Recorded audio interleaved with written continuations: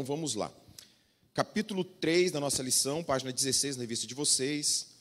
Cartas de Paulo, o primeiro volume, nós vamos estudar a primeira parte da primeira carta de Paulo aos Coríntios.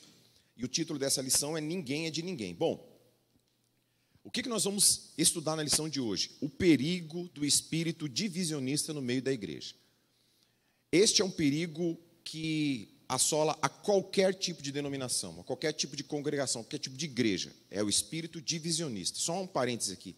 Quem ainda não comprou a revista, se tiver alguém que não comprou a revista, o Júnior está lá atrás, tá? Vocês podem comprar com ele lá. Se não tiver dinheiro para pagar agora, não tem problema. Mas o importante é você ter o material aí para você anotar.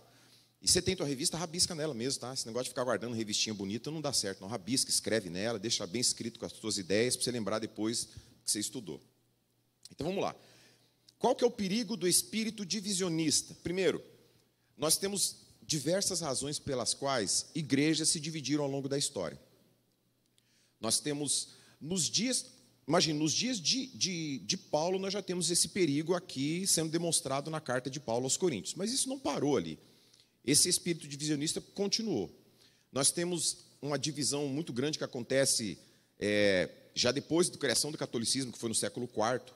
A Igreja Católica Apostólica Romana tornou-se a Igreja Universal e expandiu-se até que chegou no primeiro milênio, no ano 1000, aproximadamente 1054, tem um grande primeiro cisma do catolicismo romano, onde se que a Igreja Católica Apostólica Romana, que é a Igreja Oficial do Ocidente, e a Igreja Ortodoxa, que é a Igreja do Oriente.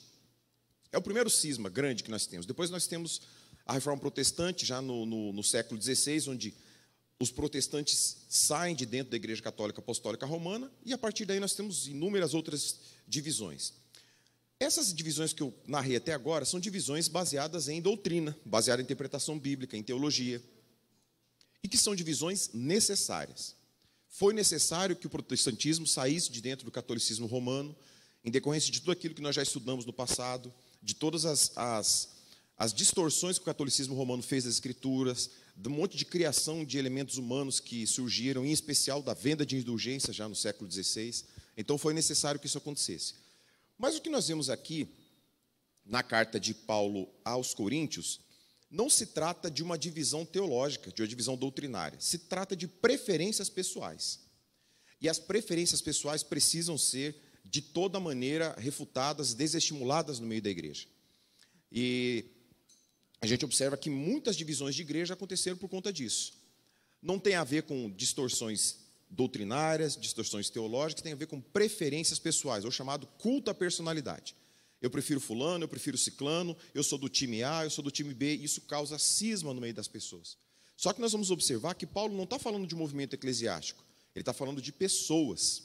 Pessoas que se levantam de acordo com as suas preferências e tornam essas preferências pessoais bandeiras, de modo que criam-se partições em meio àquela comunidade que estava até então unida. Pois então, o versículo-chave que nós vamos compreender aqui é o versículo de 1 Coríntios 1, 30. Mas antes disso, nós vamos observar que o Senhor já tinha uma grande preocupação com relação ao divisionismo na igreja. O Senhor já tinha essa imensa preocupação. E a oração do Senhor Jesus em João 17, 21 foi essa: minha oração não é apenas por eles, rogo também por aqueles que crerão em mim por meio da mensagem deles, para que todos sejam um. Pai, como tu estás em mim e eu em ti, que eles também estejam em nós, para que o mundo creia que tu me enviaste. Então o Senhor Jesus está demonstrando que uma das formas do mundo crer que Ele é o Senhor e que Ele foi enviado pelo Pai é a unidade dos seus filhos. Uma grande crítica que a Igreja Católica Apostólica Romana aponta para nós é que nós somos uma igreja extremamente dividida e faccionada. Quando você olha para o censo do IBGE, você vê que tem centenas de denominações religiosas no ramo protestante. E essa é uma acusação, de certa forma, honesta. Por quê?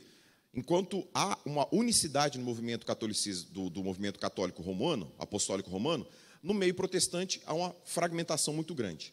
Mas isso nós já pensamos aqui que é em relação ao entendimento doutrinário, que não é isso que Paulo vai tratar para nós.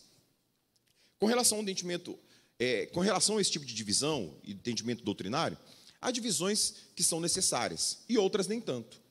Nós nos dividimos por conta do batismo, se o batismo é por aspersão ou por imersão, nós nos dividimos por conta do batismo de crianças ou de adultos, nós nos dividimos por conta da continuidade ou não dos dons espirituais, nós nos dividimos por conta da perspectiva teológica da volta de Cristo ou da escatologia, nós nos dividimos por inúmeras razões. Algumas razões são legítimas, não impedem e outras não impedem o relacionamento. Nós podemos nos relacionar como irmãos com pessoas que acreditam que o batismo por aspersão é o correto, que o batismo por imersão é o correto. Não há prejuízo nenhum quanto a isso. De outro lado, é impossível nós nos relacionarmos com pessoas que se dizem irmãs em Cristo e acreditam que Jesus não é o Filho de Deus. Como inúmeras religiões ou igrejas protestantes defendem que Jesus Cristo não é o Filho de Deus, que Jesus Cristo é uma pessoa que veio, é um profeta, é alguém que teve um poder, alguém iluminado, mas que não se trata do Filho de Deus.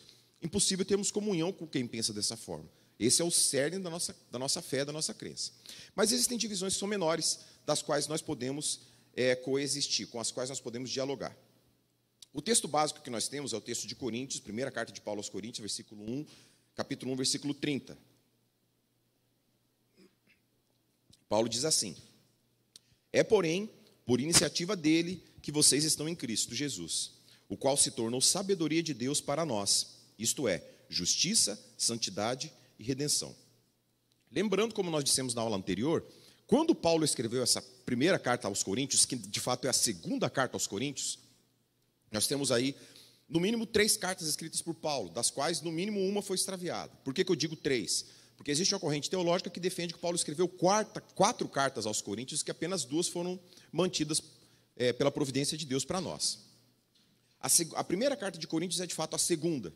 Se o Senhor não manteve essa primeira carta, que foi extraviada, é porque não foi intenção de Deus que ela chegasse até nós. O fato é que, quando Paulo escreveu essa primeira carta, ele já tinha na sua mente todos os problemas e dificuldades que assolavam aquela igreja. Então, já no começo, ele começa a demonstrar que tudo que existe, inclusive a igreja, é feita por iniciativa dele, o nosso Senhor Jesus Cristo. É nele que nós estamos, que ele se tornou a sabedoria de Deus para nós, e a gente vai discorrer isso mais, que ele também é a justiça, é a santidade e a redenção. Ou seja, Paulo aqui, brevemente, lembra esses irmãos, os irmãos da igreja de Corinto, que muito embora cada um tivesse a sua preferência pastoral, sua preferência homilética, a sua forma de ouvir, cada um deles tivesse essa preferência, havia um único Deus que nos unia, e todos deveriam estar debaixo da mão poderosa desse único Deus. Então vamos lá, primeiro ponto da sua revista, ele vai falar sobre uma igreja dividida. E ele começa pelo versículo 10, fazendo uma exortação aos irmãos com relação a essa divisão. Alguém pode ler para nós, por gentileza? Primeira carta de Paulo aos Coríntios, capítulo 1, versículo 10.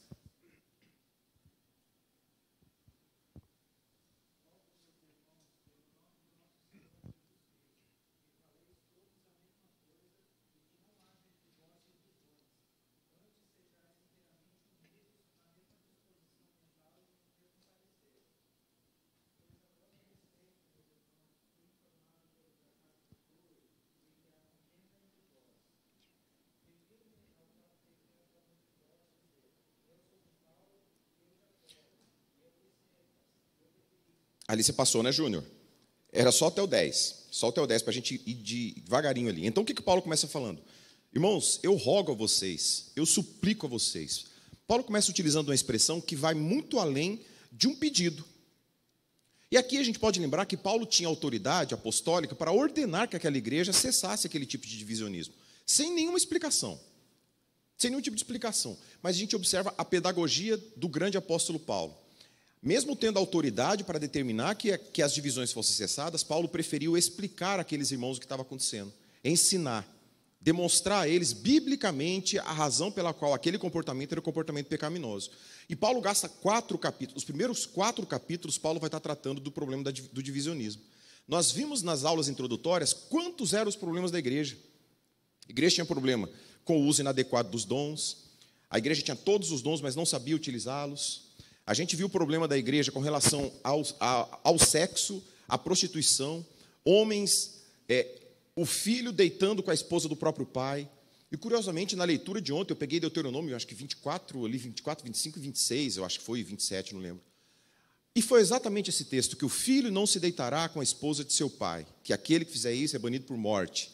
Então, a gente vê tantos problemas que aos nossos olhos são mais sérios, mas Paulo gasta 4 capítulos da sua primeira carta para tratar do problema da divisão. Tamanha era a preocupação que Paulo tinha com as consequências desse divisionismo dentro da igreja.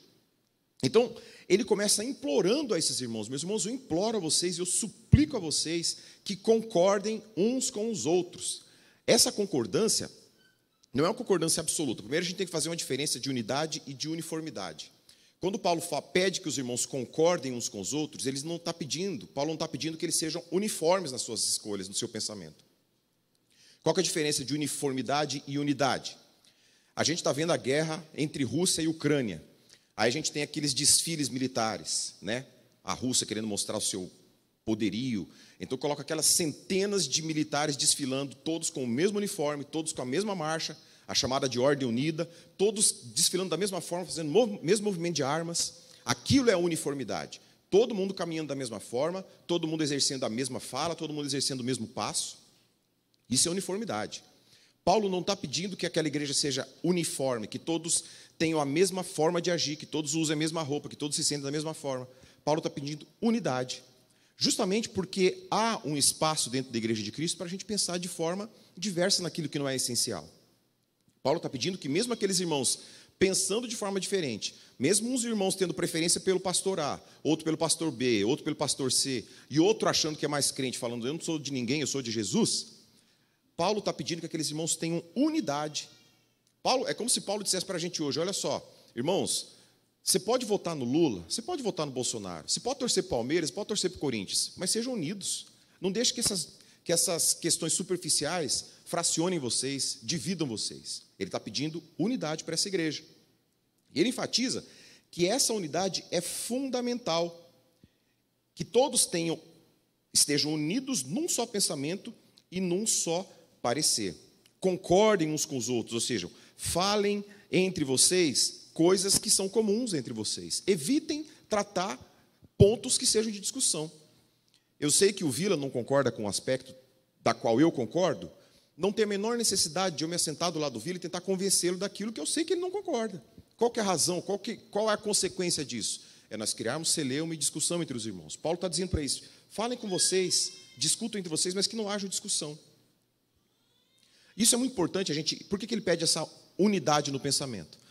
Porque nós somos aquilo que nós cremos. E nós fazemos aquilo que nós somos. Primeiro, antes de nós executarmos alguma ação, antes de nós realizarmos algum ato, nós vamos acreditar se aquilo é verdade ou não é verdade. Nós criamos um conjunto de sentidos na nossa mente, aquilo que nós chamamos de cosmovisão, nós criamos um conjunto de valores na nossa mente, e aquilo se torna quem nós somos. Você observa que não é objetivo de criar conflito, mas apenas para a gente construir uma ideia. Você observa que as pessoas que têm uma certa opção ideológica, política, até aparentemente são iguais, se vestem iguais, têm o corte de cabelo parecido, têm o modo de viver parecido. As pessoas que têm o mesmo pensamento religioso quanto a igreja, pessoas que frequentam o mesmo tipo de igreja, a mesma corrente doutrinária, tendem a se vestir da mesma forma, tendem a pensar do mesmo jeito. Você vai encontrar igrejas que as pessoas estão todas de branco. Esses dias, algum abençoado que não tinha o que fazer mandou para mim um vídeo de um WhatsApp de uma igreja em que todos os homens usavam jaleco branco. Todos usavam jaleco branco. Você viu o culto, todo mundo de jaleco branco. O pastor, os irmãos ali, todo mundo de jaleco. Aí, quando perguntaram por quê, ele fez uma justificativa bíblica, teológica, né? Que o Senhor nos diz que quando nós comparecemos perante ao Senhor, nós devemos estar com as nossas vestes brancas.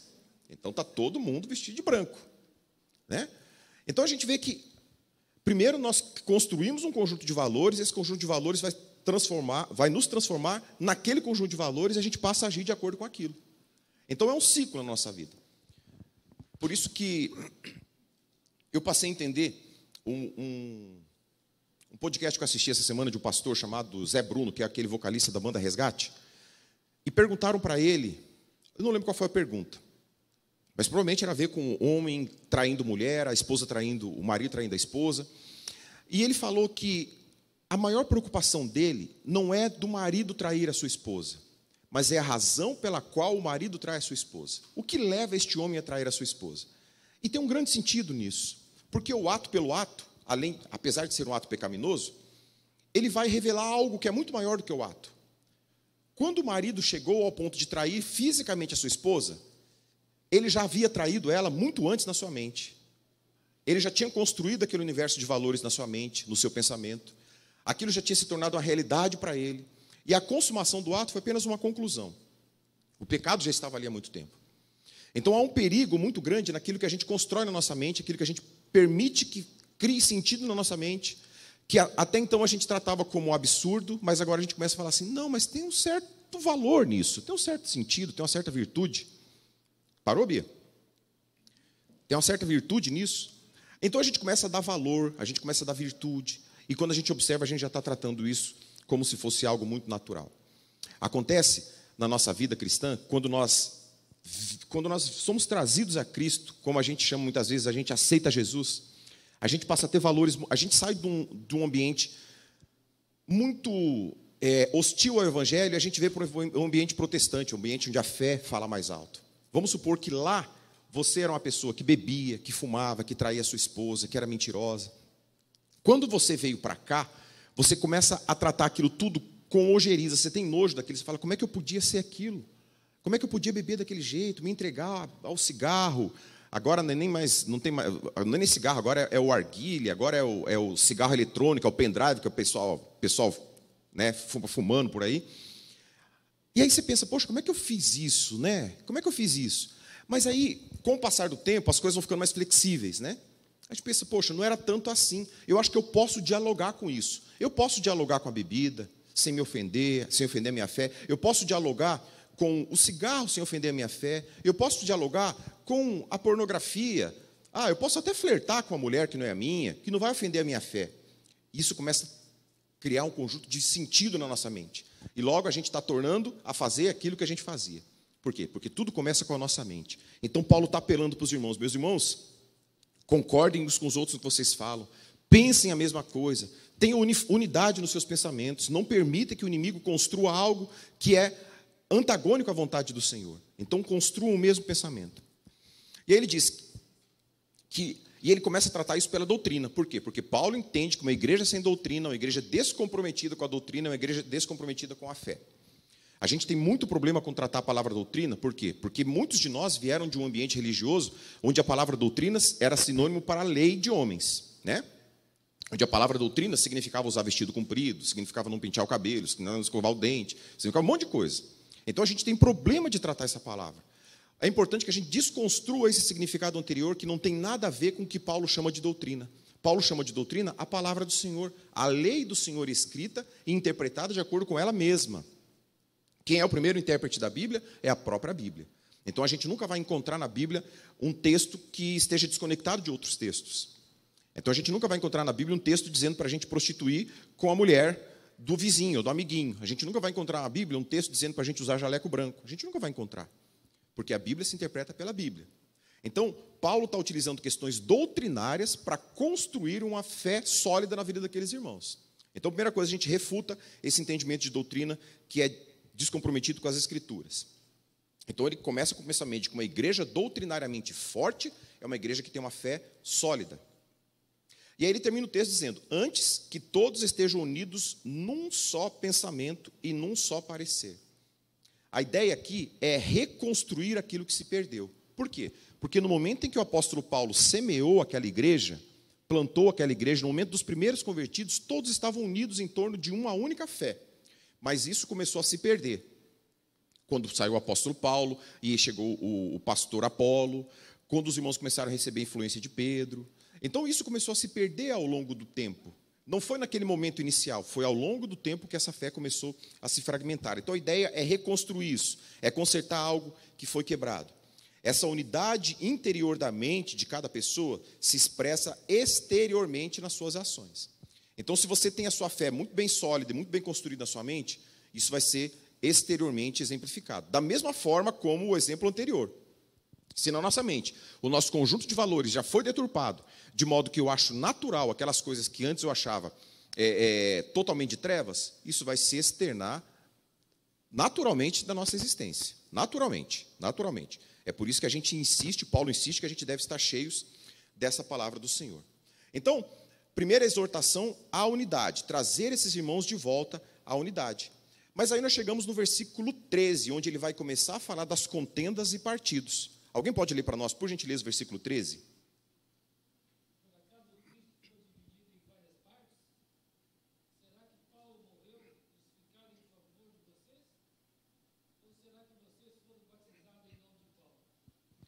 Olha que fenomenal esse entendimento de Paulo. Meus irmãos, nós vivemos num período na história da igreja em que autoridades eclesiásticas, pessoas que entendem ser autoridades eclesiásticas, elas invocam para si uma autoridade como se fosse o próprio Cristo. Nós temos a figura dos apóstolos modernos, nós temos figuras de pessoas que se colocam como se o próprio Deus fosse. Qual é o objetivo disso? Não é primeiramente falar que eu sou um apóstolo porque eu estou entrando numa região que nunca foi povoada pelo Evangelho, eu estou levando... Não é isso. Nós estamos falando de apóstolos urbanos, que estão dentro do lugar onde o Evangelho já está. Qual é o objetivo de pessoas como essa? É invocar para si uma autoridade dada por Deus. Aquela mesma autoridade que o Senhor conferiu aos seus apóstolos quando Ele entregou a eles a palavra dEle. Pessoas que têm autoridade divina. Pessoas que buscam o culto à personalidade.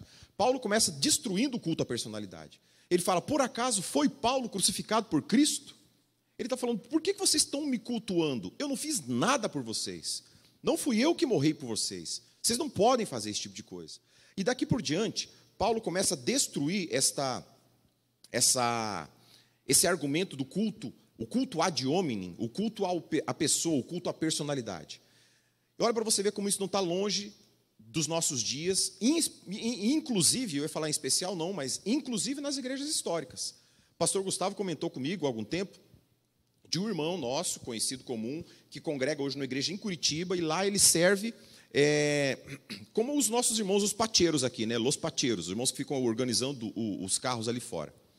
E esse irmão contou para o pastor Gustavo que era muito comum, ele está lá esperando, recepcionando os irmãos, aí o irmão chega de carro, aperta o botão, baixa o vidro e fala, meu irmão, tudo bem com você? Graça e paz. Quem está pregando hoje? É o pastor fulano. Então a gente vai para casa hoje, ou a gente vai na outra igreja. É o pastor Y. Então a gente vai ficar. Um culto à personalidade. Pessoas que claramente não vão à igreja para cultuar com a comunidade, pessoas que não vão na igreja para ver o irmão, para junto com o irmão adorar o Senhor, pessoas que vão na igreja para cultuar uma personalidade. Um pensamento egoístico, egocêntrico, que não tem nada a ver com a fé. Então, isso é muito presente nos dias de hoje. Então, Paulo começa combatendo este culto à personalidade. Ele começa falando de contendas. E olha que curioso, ele é informado por quem? Mencionei na aula passada. Por uma família, a família de Cloe. Aparentemente é uma mulher, mas a gente não pode afirmar isso. É uma pessoa que teve coragem de ir até o apóstolo Paulo e dizer para ele, Paulo, está acontecendo conflito na igreja, divisão, as pessoas estão se dividindo por pessoas. E aqui cabe a primeira... de repente, lição para nós, né? Ao invés da gente contar para o nosso amiguinho quando alguma coisa errada acontece, quando a gente sabe que aconteceu alguma coisa, eu vou chegar, ao invés de contar para o pastor Gustavo, vou chegar para o Renato e falar, Renato, você está sabendo que o Vila fez aquilo lá? Aí o Renato vai falar, rapaz, eu não sabia. Aí o Renato é marido da Michele, vai falar assim, Michele, Cassandra me falou que o Vila fez aquilo. Aí a Michele, quando estiver na reunião de almoço de domingo na casa da irmã Carmelina, vai falar, gente, vocês não sabem o que o Cassandro falou para o Renato que o Vila fez. Isso nunca vai chegar no ouvido do pastor, ou se for chegar no ouvido do pastor, vai chegar como aquele telefone sem fio, né? Com a história multiplicada por 5. Paulo está mostrando para a gente como é que isso acontece, como é que se resolvem problemas na igreja. Primeiro, coragem de quem sabe do problema. E segundo, buscar auxílio em quem pode resolver o problema. A família de Cloe, a família de irmãos corajosos, tementes a Deus, sabendo do conflito que ocorria na igreja, foi até o pastor Paulo, aquele que havia fundado a igreja, relatar esse problema. Por quê? Porque ele era aquele que poderia resolver o problema naquele momento. Não havia outra pessoa que poderia resolver o problema naquele momento. Então ele fala dessas contendas. E que as contendas, meus irmãos, são elementos que são profundamente repudiados pelas Escrituras. Quando Paulo escreve aos Gálatas, ele diz assim, Gálatas 5, 19 e 20, ora, as obras da carne são manifestas, imoralidade sexual, impureza, libertinagem, idolatria e feitiçaria, ódio, discórdia, ciúmes, ira, egoísmo, dissensões e facções, que são separações. Então você vê que a igreja de Corinto passava por isso. Os irmãos de Corinto frequentavam a mesma igreja, cantavam os mesmos hinos, estavam juntos no mesmo ambiente, mas internamente eles discordavam. Só que não era apenas uma discórdia de coração. Eles não estavam apenas achando, eu não gosto daquele irmão, porque ele pensa assim. O texto diz que havia contendas, esses irmãos já haviam discutido. A gente não sabe se, inclusive, tinham entrado em vias de fato por conta disso. Mas era algo que era externo, já tinha exteriorizado. Os irmãos, a igreja estava fracionada, a igreja estava dividida por conta dessas personalidades. Quais eram as divisões? As divisões que a nossa revista apresenta são 4, né? O partido dos saudosistas, o partido da elite intelectual, o partido dos legalistas e o partido dos supercrentes. O primeiro partido que ele nos traz é o partido dos saudosistas, é o time Paulo. Paulo é aquele que na sua viagem, na sua segunda viagem, tinha plantado aquela igreja, semeado aquela igreja. Os primeiros convertidos daquela igreja foram a partir da pregação do apóstolo Paulo. O apóstolo Paulo batizou algumas pessoas naquela igreja. A gente vai ver no final que ele menciona algumas delas. No começo parece que ele não lembra que fez isso, até porque talvez ele não desse tanto valor, mas no final ele acaba lembrando que batizou algumas pessoas daquela igreja. Então esse time dos saudosistas é aquele que dizia assim, como era bom naquele tempo. No tempo de Paulo não era assim. Se Paulo tivesse aqui, esse negócio do irmão ficar saindo com a sua madrasta não ia acontecer jamais. Então são irmãos que tinham uma boa lembrança do passado, mas que talvez não haviam observado que esse passado tinha ficado no passado. Era aqueles irmãos que falavam assim, aquilo sim era um pastor de verdade. Aquele tempo nós tínhamos um pastor. É coisa que a gente de vez em quando escuta, né? Amélia que era mulher de verdade. Então os saudosistas eram uma grande parte da igreja de Corinto. Pessoas que defendiam o apostolado de Paulo. Você lembra que quando Paulo começa a escrever essa carta, ele vai reafirmar que ele é um apóstolo de Cristo. Por quê? Porque, aparentemente, 3/4 daquela igreja já não reconheciam mais dessa forma. Além dos irmãos que eram do time de Paulo, nós tínhamos 3 outros partidos, né? Nós tínhamos o de Apolo, o de Pedro e tínhamos o de Cristo, que eram os que achavam que eram os mais crentes de todos. Então, nós tínhamos uma grande resistência ao apostolado de Paulo. Paulo relembrou isso. E aqui Paulo está falando que Paulo relembrou isso, e Paulo relembrou ainda que, inclusive, ele não foi crucificado por essas pessoas. Logo, ele não está defendendo ninguém. Ele não está defendendo o time dele e nem está acusando os outros 3 que não torciam pelo time Paulo. Paulo está relembrando que não foi ele o autor da salvação dessas pessoas, não foi ele o autor da fé. E Paulo vai dizer, inclusive, que ele nem batizou essas pessoas. Depois ele lembra, não, mas espera aí, eu batizei sim, eu batizei o pessoal da família de Estéfanas, que foi aquele que levou uma das cartas perguntando sobre o divórcio. Então, Paulo está lembrando que não existe nenhum tipo de razão que faça com que ele seja colocado em pé de igualdade com Cristo, que aquela igreja é de Cristo. Logo, as pessoas devem olhar para Cristo e não para ele. O segundo partido que existia na igreja é o partido da elite intelectual, é o partido do time Apolo. O texto vai dizer para nós, o Apolo não é uma pessoa muito falada nas Escrituras, mas o pouco que se fala de Apolo é o suficiente para a gente ter um panorama de quem ele é. Quem era o Apolo? Apolo era um pastor, um crente fiel, temente a Deus, capacitado intelectualmente, preparado nas Escrituras, que aparentemente assumiu a igreja de Corinto, tão logo o apóstolo Paulo prosseguiu a sua viagem. O texto de Atos 18, 24 nos traz um pouco desse panorama de quem era Apolo.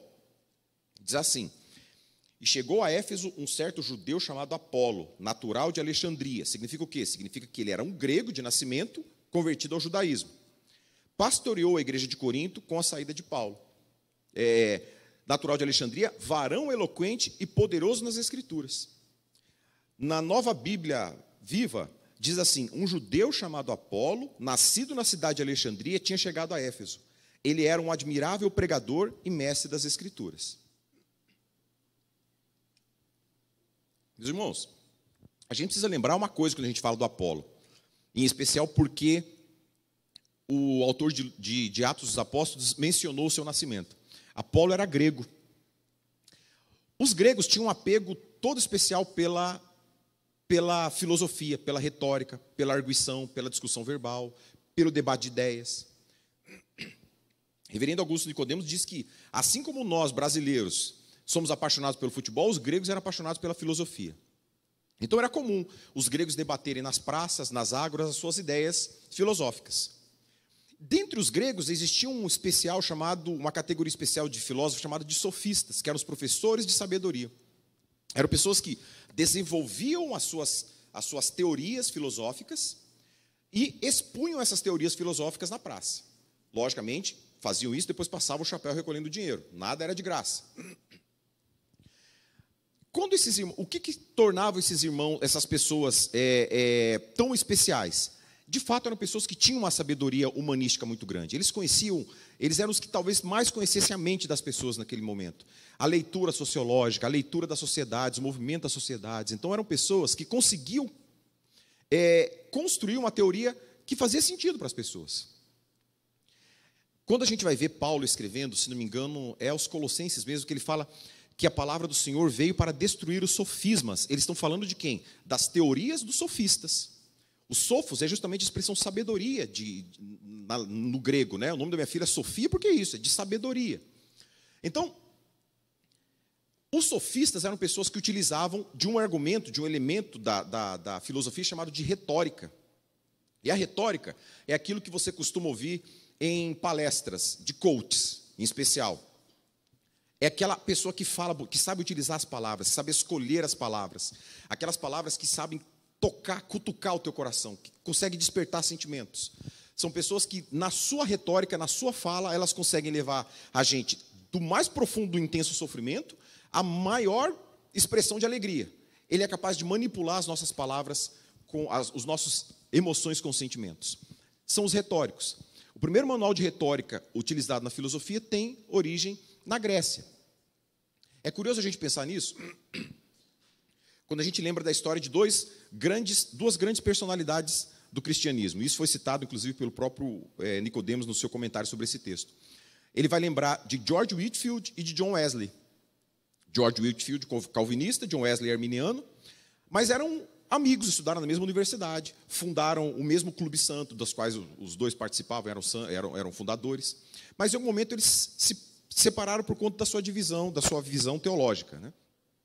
Mas conta-se o seguinte, que o Whitefield era um homem de grande eloquência, era um homem que sabia lidar com as palavras. Conta, inclusive, uma história que o Whitefield era capaz de fazer as pessoas chorarem quando ele mencionava a palavra Mesopotâmia. Você já pensou o que é isso? Você ouviu alguém falar Mesopotâmia e começa a cair chorando? Porque diz a lenda que o Whitefield era um homem poderoso em palavras, ele conseguia dominar os sentimentos das pessoas. Apolo era uma pessoa que vinha desse contexto grego, que tinha essa compreensão grega da retórica, que dominava a retórica. Então, por conta disso, o Apolo era aquele que era idolatrado pelo grupo dos intelectuais da igreja. A igreja Corinto, a cidade de Corinto, a cidade grega, predominantemente habitada e congregada por pessoas gregas, que tinham em Apolo aquela figura que lhe ligava à sociedade.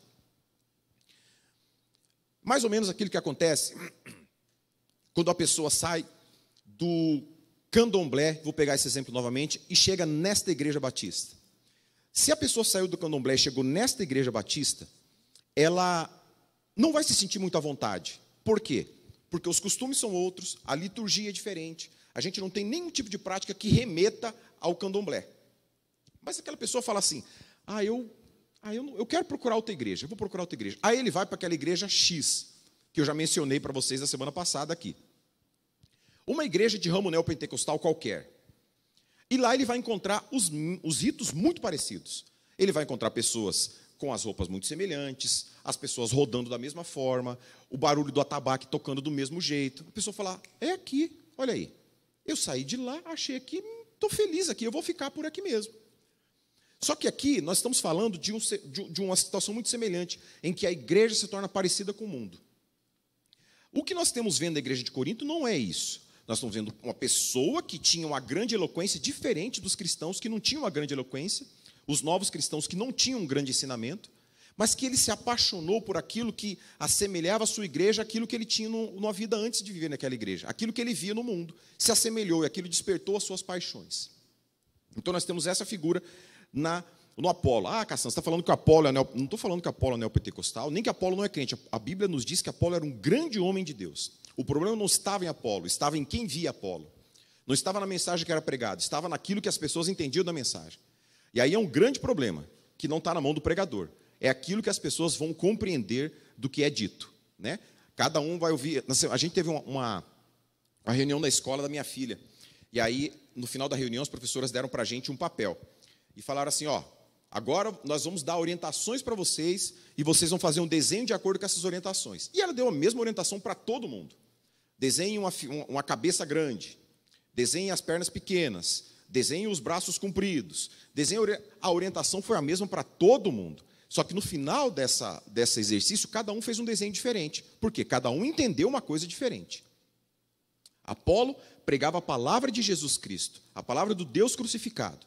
Mas as pessoas entendiam o que elas queriam entender da mensagem de Apolo. É por isso que ocorreu essa segunda divisão. A terceira divisão que nós temos é a divisão do time de Pedro, dos legalistas. Dos legalistas. Quem eram os legalistas? Eram aqueles cristãos que haviam vindo do judaísmo. Sabe aqueles que queriam um evangelho um tanto mais restrito? Aqueles que falavam assim, não, esse negócio de Paulo aí, que não precisa circuncidar, está muito errado esse negócio aí. Eu acho que eu sou mais do time de Pedro. Pedro é mais roxo. Pedro é mais brabo. Carne de porco? Adilson me chamou para comer carne de porco na casa dele? De que jeito? Eu sou do time de Pedro. Eu não vou comer carne de porco. Eu não vou comer pizza de calabresa de maneira nenhuma.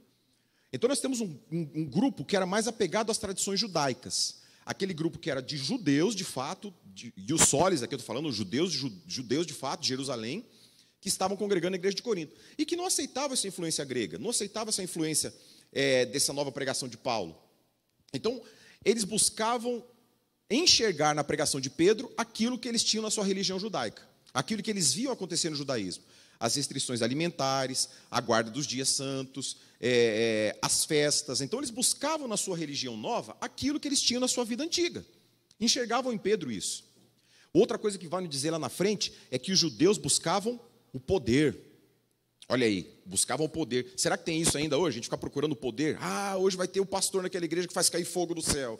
Vai ter o pastor que gruda na parede. A gente vai correndo atrás disso, porque tem gente que adora esse tipo de coisa. Nós passamos por isso aqui nessa igreja. Nós passamos irmãos que saíram daqui atrás de pessoas que prometiam coisas fantasmagóricas, de pessoas que, quando eu falo de grudar na parede, parece exagero, né? Mas é fato, é o que acontecia. As pessoas diziam para a gente isso, não, porque o irmão grudava na parede. Você fala, mas meu Deus, tipo um Homem-Aranha, alguma coisa parecida? É o que acontecia. Qual foi o resultado disso? Esse irmão que saiu daqui, atrás desse irmão, teve uma lavagem cerebral tão profunda que até hoje ele tem dívidas e responde processos criminais por causa desse camarada que passou pela cidade. Era um baita de um 71, era um baita de um falsário que manipulou as mentes mais fracas, enganou muita gente, deu prejuízo. Quando ele foi embora, ele levou o dinheiro e quem sobrou? O irmão sobrou pagando conta e respondendo processo criminal até hoje. Quem? É exatamente isso aí. Então, meus irmãos, esses irmãos buscavam o poder e eles lembravam o seguinte: eu nunca vi Paulo converter tanta gente com a pregação. Pedro converteu 3.000 pessoas lá. Eu nunca vi Paulo converter tanta gente, eu nunca vi Apolo converter tanta gente. O poder de verdade está em Pedro. Já viram essa frase? O poder de Deus está aqui? Era o que o cara falava de Pedro, né? O poder de Pedro está aqui. O poder de Deus está na vida de Pedro. Então eram esses irmãos que buscavam encontrar na sua fé algo que remetia à sua crença anterior. Chamamos isso de sincretismo religioso. Não é isso que tem no Brasil? No Brasil tem uma igreja católica que parece com candomblé, tem uma igreja evangélica que parece com catolicismo, outra igreja evangélica que parece com candomblé, outra igreja evangélica que tem um viés quase que kardecista. É o sincretismo religioso. As pessoas buscavam dentro da sua nova religião aquilo que os remetia à sua religião anterior. E nós temos, por final, aquele que é o partido dos supercrentes, é o time de Jesus. Sabe qual que é esse aí? É aquele que fala assim, eu não sigo homens, eu sigo o meu Senhor Jesus. É aquele que ignora qualquer tipo de mediação, e eu estou falando mediação não de salvação nem de relacionamento, mas aquele que ignora a existência de alguma pessoa que o possa conectar com Deus. Então, não estou falando de nada místico. Conectar com Deus é o que eu estou fazendo aqui hoje, conectando vocês com essa palavra de Deus que talvez você tenha lido e não tenha tido a clara compreensão na sua casa. É quando nós estamos reunidos e o irmão traz para mim algo, e eu sou beneficiado com um dom de um irmão que eu não tenho na minha casa, que eu não tenho na minha família, que eu não tenho. É esse compartilhar, é esse tipo de conexão que a gente encontra. Então, são pessoas que desconsideram a autoridade bíblica conferida a um pastor, a um líder, a alguém que pode te conduzir na palavra do Senhor. Essas pessoas dizem assim, eu não sou de Paulo, eu não sou de Apolo e eu não sou de Pedro, eu sou de Cristo. E aí nós temos um problema muito grande. Pessoas que compreendem receberem de Cristo diretamente uma iluminação especial da palavra dele. Pessoas que entendem que não precisam estar conectados a outras pessoas, a uma comunidade, debaixo da orientação espiritual de um pastor. O problema já começa quando a gente utiliza o nosso instrumento de fé. Uma pessoa que desconsidera a possibilidade de ser guiada por uma outra pessoa, desconsidera que a Bíblia que nós temos foi traduzida por pessoas. Nós não temos essa Bíblia dada no nosso idioma. Para que essa Bíblia fosse traduzida para o nosso idioma, foi necessário que um grupo de teólogos, linguistas, pessoas especializadas no aramaico, no hebraico, no grego, se reunissem, lessem aquele texto, traduzissem para nós de uma forma que não perdesse tanto a sua qualidade original, mas não se tornasse de forma não interpretável para nós. Então, a nossa Bíblia já é um texto mediado de Deus. Nós temos vamos lembrar das tábuas da lei que o Senhor deu a Moisés. O Senhor deu esse texto a Moisés, que foi traduzido depois para o hebraico, depois para o grego, depois chegou para nós, foi traduzido em diversas versões. Então nós temos uma palavra de Deus que já foi mediada. Então quando uma pessoa diz assim, eu não sou de Apolo, eu não sou de Pedro, eu sou de Cristo, a pessoa está ignorando pelo fato de não saber mesmo, que já existiram outras pessoas que mediaram esse acesso entre nós e Deus, inclusive através da tradução das Escrituras. Então nós temos um grupo de pessoas que aparentemente são os mais piedosos, aparentemente traz para nós uma santidade mais robusta, que diz assim, eu não sou de ninguém, eu sou de Cristo. Mas talvez seja o grupo mais deficiente na fé, com a fé mais enfraquecida, com a fé mais infantilizada de todos esses três grupos. É um grupo que necessitava de uma profundidade maior do que são as Escrituras, do que é Deus, da forma como Deus pode se revelar às pessoas. Meus irmãos, uma coisa que eu quero lembrar aqui é que estes grupos não brotam da noite para o dia, como é uma tiririca que nasce no nosso jardim. A tiririca que você dormiu hoje, ela não estava ali. Quando você acordou hoje, ela já estava com 50 centímetros de altura. Não é assim que funciona. Esses grupos nascem silenciosamente. As divisões não nascem por grupos, as divisões nascem por pessoas. São pessoas que começam a ter as suas percepções e que começam a compartilhar essas percepções de forma malignamente com outras pessoas. Não com o sentido de apenas dizer, eu acho isso, mas no sentido de trazer para si e de construir para si um grupo de outras pessoas, um exército de pessoas favoráveis à sua compreensão de mundo. É outro problema que nós passamos por aqui. Toda a igreja evangélica passou por isso. Todos os pastores com quem nós conversamos passaram por isso. Pessoas que se levantam e dizem assim, eu acho que o pastor Gustavo já deu o tempo dele. O que você acha, Vila? Você não acha? A Vila fala, rapaz, eu nunca tinha pensado nisso, mas agora que você falou, eu acho que já deu. Aí o Vila fala com a Adilson, aí o Adilson vai lá e fala com o Adão, aí o Adão vai lá e fala com o Felipe. Quando a gente observa, já tem um grupo de pessoas que estão se levantando para tirar o pastor Gustavo da igreja. E mesmo que o restante da igreja não adote esse mesmo pensamento, a igreja está fragmentada. Já tem um grupo pró, já tem um grupo contra. Portanto, a gente precisa tomar muito cuidado com esse tipo de informação, com esse tipo de coisa que nasce da mente, colocada, talvez, semeada pelo próprio inimigo, mas talvez semeada pelos nossos próprios interesses pessoais. O que nós observamos aqui até agora é que os irmãos que já estavam na igreja há mais tempo tinham uma admiração especial pelo apóstolo Paulo. Os irmãos que foram depois pastoreados pelo Apolo e os gregos tinham uma admiração maior pela eloquência, pela forma como ele fala. Olha, ele faz a gente chorar. Nossa, ele fez a gente sorrir, olha que bênção. E nós temos essa eloquência sendo utilizada muito profundamente nos cultos religiosos dos dias de hoje. Nós temos a pregação do evangelho sendo minimizada e a utilização dessas ferramentas de eloquência sendo maximizada. Nós temos, e você vai observar isso, espero que você não vá a lugares assim, mas você vai observar lugares em que a Bíblia sequer é aberta no momento da pregação, mas que quando o pastor assume o seu posto de pregação, as luzes da igreja são reduzidas, as luzes do palco são apagadas, de repente uma fumacinha começa a rolar assim, tem alguém tocando teclado naquele tom menor, aquele acorde menor, para fazer a gente sofrer mesmo, assim, bastante sofrência, manipular as nossas emoções, e aquela pessoa começa a trabalhar palavras específicas, para que a gente chore, para que a gente sorria. Qual que é o resultado final disso aí?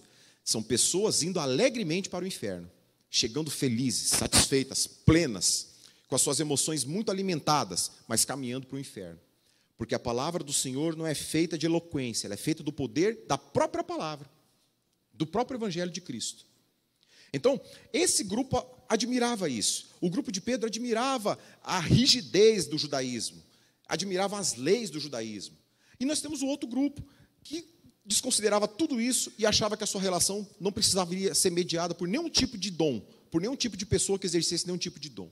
Então isso nasce de corações, de pessoas, da nossa natureza humana e começa a brotar, começa a ganhar espaço e aflora e causa divisão. Naquele tempo, acontecia dentro da igreja. Hoje acontece por WhatsApp, hoje acontece por churrascos, hoje acontece por relacionamentos. A gente precisa estar muito atento a esse tipo de coisa, para evitar que esse tipo de divisão entre na nossa vida. Então está lá. Dentro da igreja dividida ainda, nós temos a reprovação da existência de partidos. O texto que nós vamos ler agora, capítulo 1, versículos de 13 a 17. Então nós vamos falar aqui, esse texto vai falar para nós da integralidade de Cristo, da cruz de Cristo e do senhorio de Cristo. Alguém pode ler para nós de 13 a 17?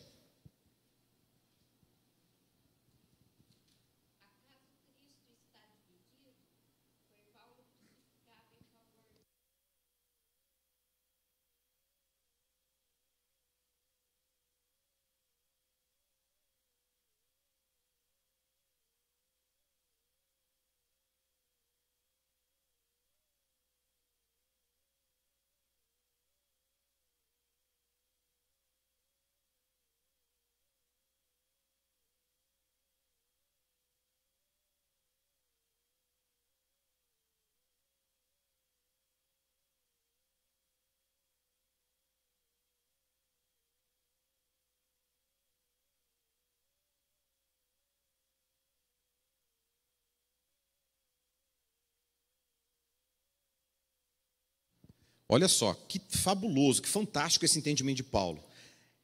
Ele utiliza a figura de uma igreja dividida e ele transporta essa imagem para a pessoa de Jesus Cristo. Ele diz assim, gente, por acaso Jesus está dividido? Assim como vocês estão divididos, Cristo está dividido? O corpo de Cristo está rachado? A mensagem do Senhor está dividida entre pessoas? E aí ele vai exemplificar isso. Eu fui crucificado por vocês? Por acaso eu morri para que vocês tivessem vida? Não. E ele prossegue dizendo, vocês foram batizados no meu nome? Por acaso quando vocês fizeram a sua pública profissão de fé, foi no nome de Paulo que vocês foram batizados? Não. E aí vem uma frase curiosa de Paulo, né? Esse texto é curioso, porque normalmente o pastor tem orgulho de batizar as pessoas, né? Principalmente quando a pessoa deslancha depois e fala assim, aquele cara fui eu que batizei, aquele piá fui eu que batizei. Olha só, Paulo está falando, eu dou graças a Deus por não ter batizado nenhum de vocês. É como se ele estivesse falando, Deus me livre de ter batizado vocês. Ainda bem que eu não fiz isso, não fui eu. O pai dele lembra, não, peraí, eu batizei Crispo e Gaio, realmente, esses dois foram batizados. De modo que ninguém pode dizer que foi batizado em meu nome. Não, peraí, eu batizei também os da casa de Estéfanas. Então, Paulo não dava nenhum valor para a realização do rito. Ele compreendia que o batismo era necessário, mas para Paulo, ele não dava valor para isso, pelo fato de ele ter batizado. Tanto que ele diz, não fui eu que fui batizado, eu não fui chamado para batizá-los. Paulo tinha na sua mente claramente qual era a missão que o Senhor tinha dado a ele. Pregar o Evangelho, levar o Evangelho para pessoas, levar o Evangelho para que pessoas fossem salvas pelo Evangelho. A aplicação do rito, quem ia fazer o batismo, era irrelevante para Paulo. Por que Paulo batizou Gaio, Crispo e a casa de Estéfanas? Porque possivelmente foram os primeiros convertidos pela pregação do Evangelho quando ele chegou a Corinto. Então não tinha mais ninguém que fizesse isso. Por isso ele batizou essas pessoas. Mas Paulo está dizendo assim, eu dou graças a Deus porque eu não fiz isso para mais gente. Porque se tendo feito só para esses, vocês já estão tratando com essa veneração, se tivesse feito com mais gente, isso teria acontecido mais amplamente. E você observa que o coração do homem é uma fábrica de construir ídolos. É inacreditável como a gente tem a necessidade de ter ídolos construídos na nossa mente. O catolicismo romano, quanto às suas imagens, a sua teologia defende que eles não adoram as imagens, que eles veneram a imagem. E eles compreendem uma diferença entre a palavra venerar e a palavra adorar, que na prática não existe. Porque na prática a pessoa vai e raspa um pouquinho do gesso do pé da imagem do apóstolo para fazer um chá, para ser curado por aquilo. Porque na prática a pessoa se ajoelha diante de uma imagem e busca a cura, busca a salvação de alguém. Na prática, adoração e veneração é a mesma coisa. E o que estava acontecendo naquela igreja é que as pessoas estavam adorando ou venerando as personalidades, as pessoas, e não ao Deus para quem aquelas pessoas apontam. E a gente observa aqui a coragem de Paulo, muito semelhante à coragem de João Batista, que deveria ser semelhante à coragem de qualquer outra pessoa que se coloca para falar em nome de Deus, que era de apontar para Cristo. Você lembra quando João Batista estava em meio ao seu batismo, que ele vê Jesus lá de longe, que ele aponta para Jesus e fala: eis o Cordeiro de Deus que tira o pecado do mundo. É Ele quem tira o pecado do mundo, não sou eu, é aquele. Paulo está apontando novamente para Jesus. Paulo está dizendo quem é o autor da fé e da salvação. Diferente de pessoas que buscam trazer para si esse sucesso. A mim, busquem a mim, adorem a mim, venham para mim. Busquem em mim, porque eu tenho palavras de vida eterna. Eu tenho as respostas para a sua vida. E pessoas que ousam, mesmo sem saber, ousam trazer todas as respostas para as nossas dúvidas existenciais. Pessoas que, de uma hora para outra, acreditam serem psicólogos, terapeutas, pastores, advogados, juízes, e tentam trazer respostas para a vida das pessoas e acabam atrapalhando mais do que ajudando. O que Paulo está dizendo aqui: eu não sou nada, eu sou apenas aquele a quem o Senhor confiou o Evangelho. Eu sou o mensageiro, e eu só fiz isso. Eu não fiz mais nada. E Paulo vai apontar para 3 situações, ou melhor, o autor da revista subdivide esse texto em 3. A primeira deles é a integralidade de Cristo. Jesus Cristo não está dividido. Nós, assim como Jesus Cristo não está dividido, nós, Igreja de Cristo, que somos comparados no Novo Testamento metaforicamente ao corpo de Cristo, não podemos estar divididos. A mensagem é bem clara.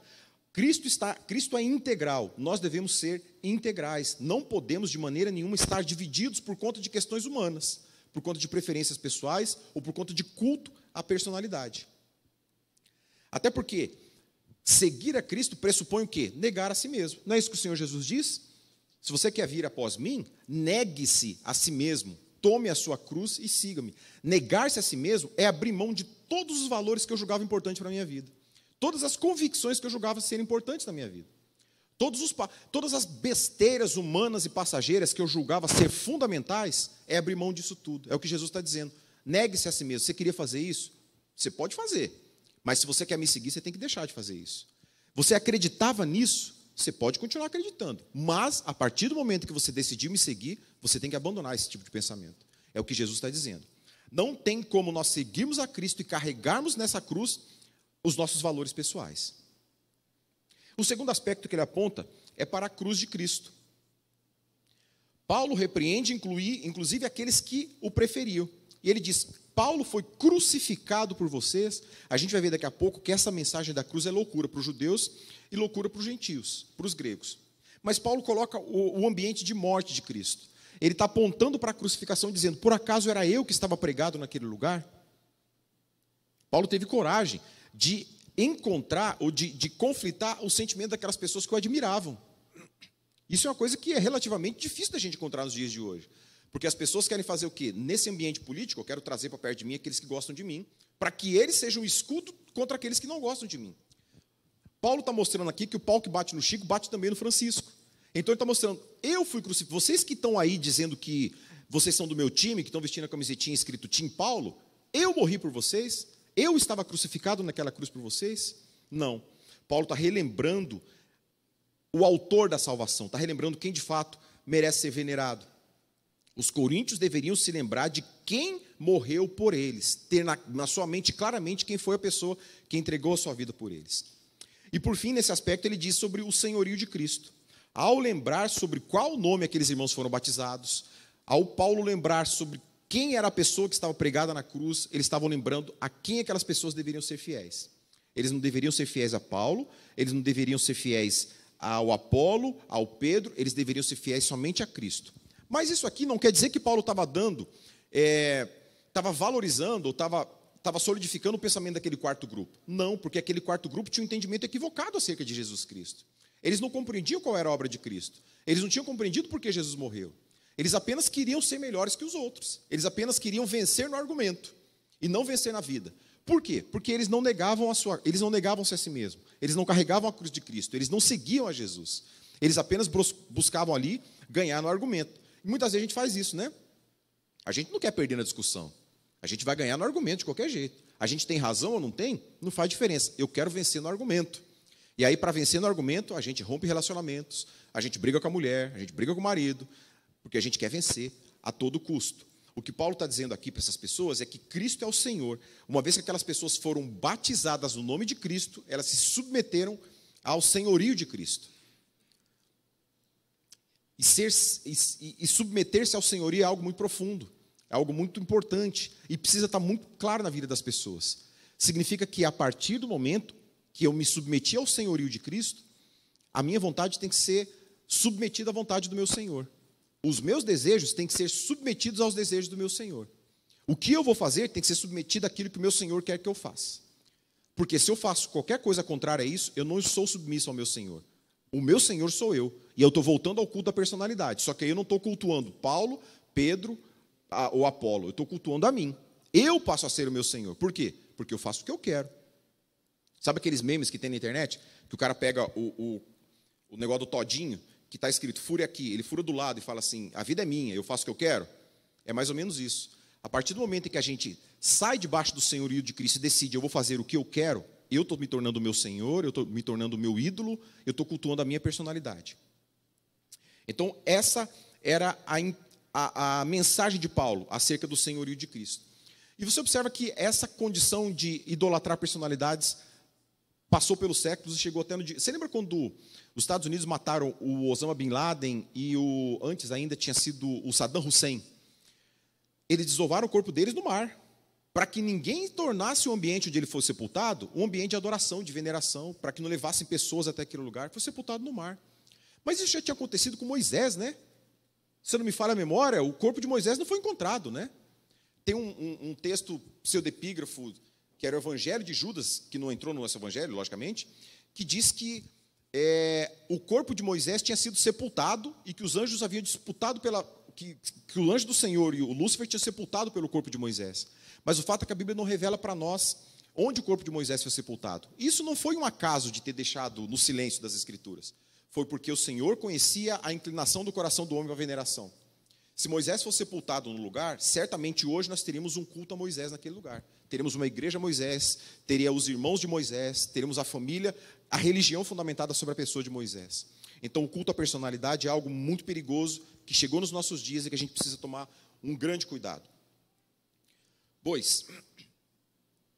Depois, no ponto 2 da revista, ele fala sobre as causas da divisão.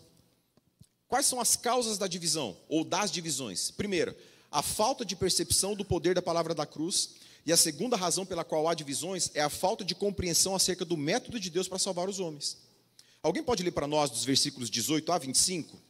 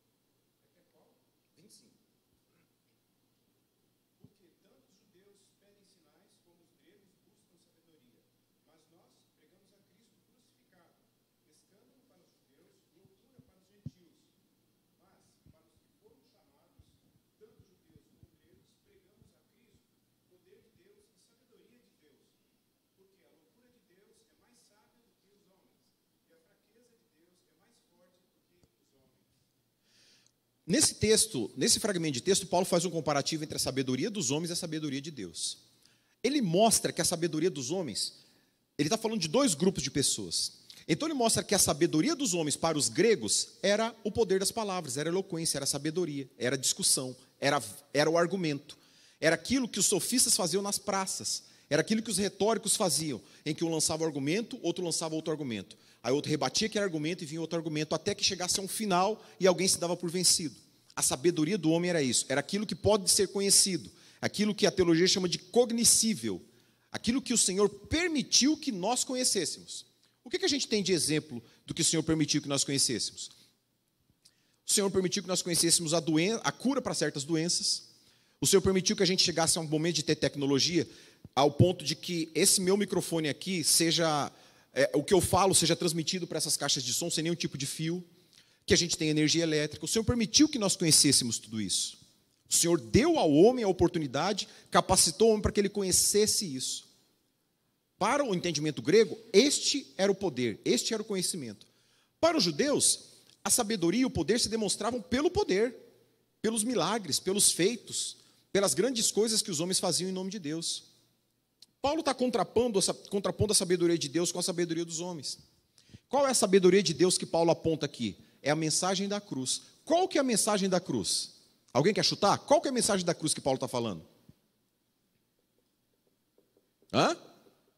É um negócio tão simples que a gente tem medo de falar e errar.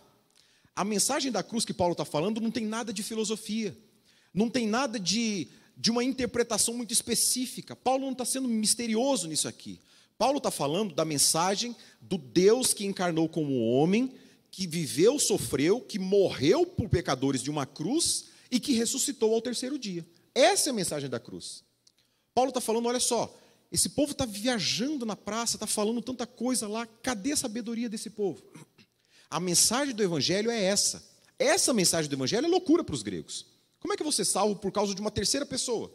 Como é que eu vou ser salvo por uma outra pessoa que eu nem conheço e que morreu? Isso não tem sentido na minha mente.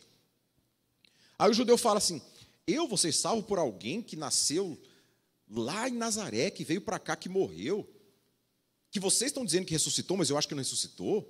Eu vou ser salvo por essa pessoa que não tinha poder nenhum, que vocês estão dizendo que é rei, mas nunca teve nenhum reinado, que foi morto pelo Império Romano, que não tinha nem... Eu não vou ser salvo por essas pessoas. O que Paulo está dizendo é que essa mensagem da morte de um inocente em favor daqueles que são pecadores, mas de não um inocente qualquer, do inocente que era o Filho de Deus, essa é a mensagem da sabedoria de Deus que foi entregue para os homens. E que essa mensagem só é compreendida por aqueles a quem o Senhor se revela.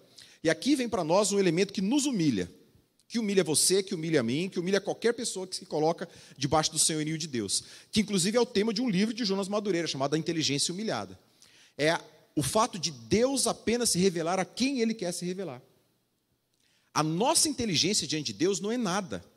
A nossa inteligência diante de Deus foi limitada àquilo que Deus quis, até onde Deus quis que ela chegasse. Significa que Deus só é conhecido por quem Ele se mostra. Não é importante a gente, não é relevante a gente entender hoje, poxa, tem tantas pessoas extremamente inteligentes, pessoas com pós-doutorado em astrofísica, pessoas que, se vierem conversar comigo, eu não sei falar bom dia, não sei para onde sentar do lado de um cara, tão elevado que é o nível intelectual dele, mas que pessoas que olham e falam assim, Deus? De maneira nenhuma, não existe Deus. E pessoas que têm milhares de questionamentos ou milhares de informações para contrapor a existência de Deus. Significa dizer que Deus não se revelou a essa pessoa. Não são os nossos argumentos humanos, retóricos, sofísticos, que vão revelar Deus para essa pessoa. Deus não se revelou a essa pessoa. Deus é autorrevelável. É por isso que a gente chega num ambiente, é por isso que a gente pode ter 200 pessoas dentro desse salão, é por isso que a gente pode pregar o Evangelho aqui o quanto for, que nem todas essas pessoas irão reconhecer o Evangelho de Cristo. Nem todas as pessoas vão conhecer a mensagem da cruz. Porque Deus se revela a quem Ele quer revelar-se. E aí entra a perspectiva de Apolo, né? Não de Apolo pessoa, mas a interpretação dessa corrente de pessoas que idolatravam a retórica. Nós temos muitas pessoas enganadas com o Evangelho. Pessoas que foram compradas por uma mensagem, porque foi uma mensagem bonita, foi uma mensagem que confortou meu coração, e essa mensagem me trouxe aqui. Eu cheguei aqui, eu falei, eu aceito Jesus como meu Salvador. Eu não sei o que eu estou falando, mas eu aceito Jesus. E aí eu passo a seguir os mesmos ritos, eu passo a vir à igreja, eu passo a dar oferta, eu sou batizado. Mas chega um momento em que eu falo assim, não, eu não entendi esse negócio aí. Por isso eu vou continuar a minha mesma vida. Por isso eu vou continuar no boteco junto com os meus amigos, eu vou continuar falando o mesmo tanto de palavrão que eu falava antes, eu vou continuar traindo a minha mulher, eu vou continuar com os meus mesmos vícios. Por quê? Porque eu fui convencido por um ambiente e não por uma mensagem. Eu fui convencido por uma comunidade, não por uma mensagem. Eu lembro muito claramente um jantar de casais que nós tivemos na igreja uma vez, e a minha esposa convidou um casal de amigos, e eles foram nesse jantar de casais. E houve toda aquela liturgia do jantar, e no final o pastor fez um apelo, alguém aqui quer aceitar Jesus? Na hora, sem dúvida nenhuma, o rapaz que estava com a gente falou, eu quero. Não sei, às vezes fala assim, é de graça? Eu quero. Eu quero. Veio na frente, recebeu a oração. não houve nada de diferente na sua vida. Ele saiu dali e continuou do mesmo jeito, com os mesmos conflitos conjugais, com os mesmos conflitos éticos e morais na sociedade. Por quê?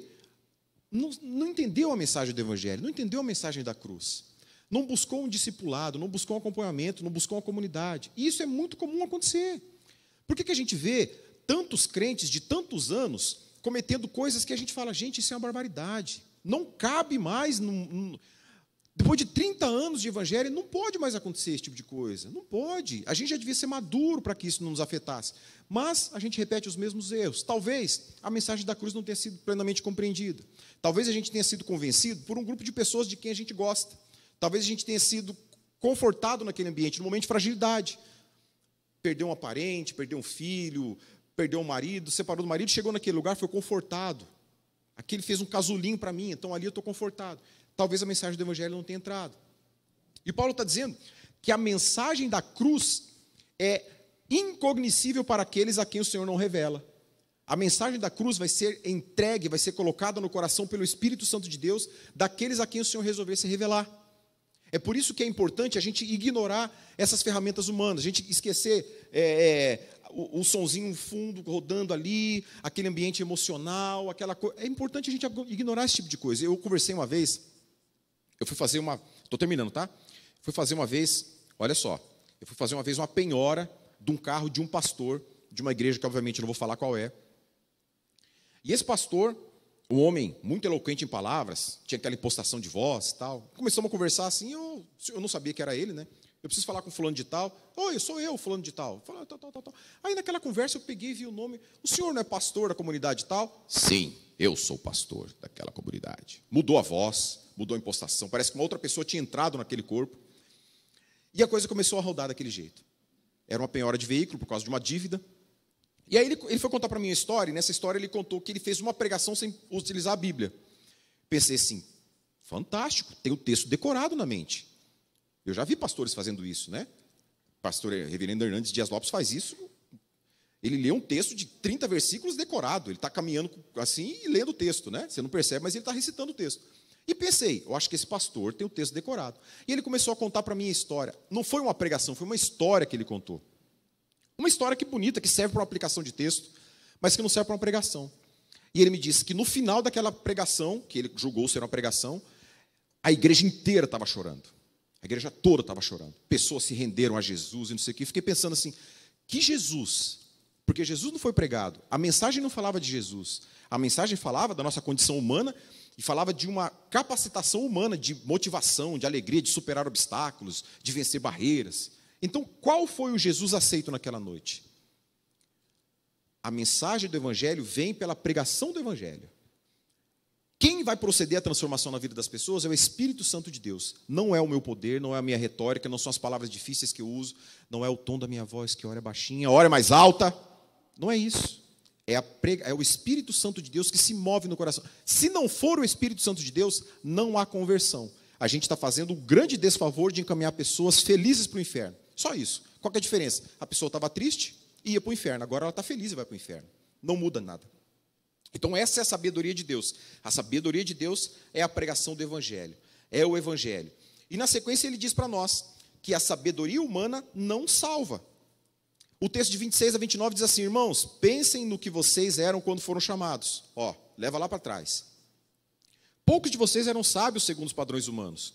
Poucos eram poderosos. Poucos eram de nobre nascimento. Mas Deus escolheu o que para o mundo é loucura para envergonhar os sábios. E escolheu o que para o mundo é fraqueza para envergonhar o que é forte. Ele escolheu o que para o mundo é insignificante, desprezado, e o que nada é, para reduzir a nada aquele que é, a fim de que ninguém se vanglorie diante dele.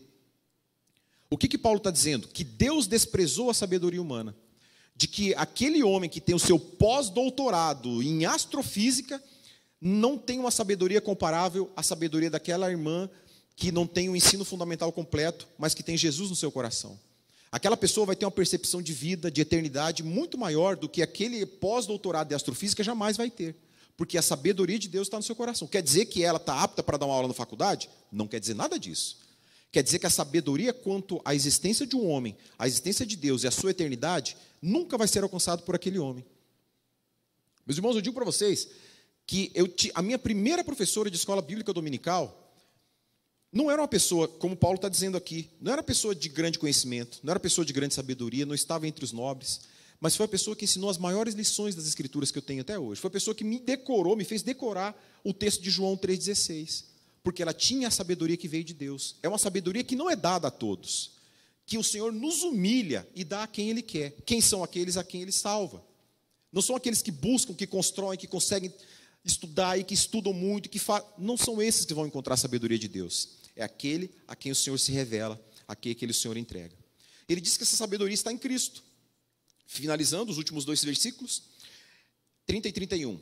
É, porém, por iniciativa dele quem? Apesar do texto estar com D minúsculo, isso eu já falei que não é a regra de hermenêutica inflexível, por iniciativa dele que vocês estão em Cristo Jesus. É por iniciativa de Deus que vocês estão em Cristo Jesus. Não é porque vocês quiseram estar. Iniciativa de Deus que vocês estão em Cristo Jesus. O qual se tornou sabedoria de Deus para nós. Cristo se tornou a sabedoria de Deus para nós. Isto é, justiça, santidade, redenção. Para que, como está escrito, quem se gloriar, glorie-se em Cristo. O que Paulo finaliza esse capítulo dizendo? Que essa sabedoria de Jesus, concedida por Deus, está em nós, e ela é revelada através da justiça, da santidade e da redenção. De modo que nenhum de nós pode se gloriar em ter encontrado a justiça, a santidade e a redenção. Quem quiser se gloriar, glorie-se em Cristo. Essa é a última diferença que o texto aponta para nós da sabedoria humana e da sabedoria dos homens. O cara que é formado em pós-doutorado em astrofísica, ele pode falar assim: eu fiz isso sozinho, eu estudei para isso. Enquanto você estava jogando videogame, enquanto você estava jogando futebol, enquanto você estava namorando, eu estava estudando. Então o meu esforço valeu a pena. Eu estou aqui hoje, eu sou um pós-doutorado em astrofísica, eu dou aula em Harvard. Você não. Quem fez isso, quem alcançou isso, ele tem os louros da sua vitória. A glória é dele. Contudo, com relação à sabedoria da salvação, ninguém vai poder dizer isso. Porque a glória sempre será de Cristo. Porque foi Ele que fez, de princípio ao fim, a obra da salvação nas nossas vidas. Este é o método de Deus, e consiste em dar honra somente a Cristo, e a homem nenhum. Nem ao pastor, nem ao apóstolo, nem ao bispo, nem a qualquer outra pessoa que seja limitada na sua vida. Conclusão, meus irmãos, o que a gente pode concluir? Concluímos que eu devo evitar o culto à personalidade. Primeira conclusão. Meu irmão, trabalhe isso no seu coração. Não permita que o culto à personalidade nasça pequenininho e comece a brotar na sua vida. Não cultue personalidades. O culto a personalidades é destrutivo. Ele destrói pessoas, ele destrói relacionamentos. Quantos pastores tiveram o seu ministério encerrado por conta de uma má administração do culto à personalidade? Não estou falando elogiar. O pastor Gustavo terminou de pregar, foi uma boa pregação. Chega para ele e fala: pastor, parabéns, que pregação abençoada essa. Falou comigo. Mas é diferente de você cultuar a personalidade, de você prestar culto àquela pessoa. Isso é destrutivo. Isso é maligno. Segundo ponto, eu devo vigiar para não me apaixonar por uma porção específica da verdade e esquecer o restante dela. Os irmãos de Paulo, os irmãos que admiravam o apóstolo Paulo, estavam errados ao admirar a pregação de Paulo? Não. Da mesma forma que aqueles que optavam, que preferiam a pregação de Apolo estavam errados? Não. Aqueles que preferiam a entendimento, a leitura que eles faziam do entendimento doutrinário de Pedro estava errado? Não. O problema é que eles se apaixonavam demais por uma ideia e ignoravam a existência das demais. Eles se apaixonavam demasiadamente por um conteúdo e ignoravam a existência de um conteúdo muito mais amplo. Então, muito cuidado quando a gente se apaixonar por uma porção específica de alguma coisa e ignorar todo o restante do conjunto, tá? Terceiro, devo pensar em como vencer o espírito divisionista no meio da igreja. É responsabilidade de cada um de nós. Não é responsabilidade do pastor. Não é responsabilidade de cada membro. Trabalhar, pensar como vencer esse espírito divisionista. Meu irmão, sempre vai existir, sempre vai acontecer. Aqueles que trabalham mais se sentem injustiçados porque tem gente que trabalha menos. Aquele que trabalha menos se sente injustiçado porque acha que aquele que trabalha mais quer aparecer. Então, razões para termos divisões na igreja nunca vão nos faltar, mas a gente precisa ter muito cuidado, administrar isso. Pensar de que forma eu, particularmente, posso vencer esse espírito divisionista. Que coisas eu devo trabalhar na minha mente para vencer isso? Meus irmãos, não adianta a gente só achar que é meter o joelho no chão que a gente vai vencer isso. Não é somente o joelho no chão. Porque existem coisas que a gente tem que trabalhar em nós. A gente vai orar: Senhor, me capacita para eu não olhar para o irmão com inveja. Eu não quero ter inveja do José, eu não quero ter inveja dele. porque ele e o Felipe são fortão e eu sou gordo. Eu não quero ter inveja deles. Meu irmão, Senhor, eu quero trabalhar, eu não quero ter inveja do Adão. O Adão está aqui o dia inteiro na igreja com os jovens, e eu estou lá na minha casa. Que inveja que eu tenho do Adão, eu não posso ter isso. Eu vou orar para que o Senhor tire isso do meu coração, mas eu preciso trabalhar isso. Eu preciso mortificar esse mal que há em mim.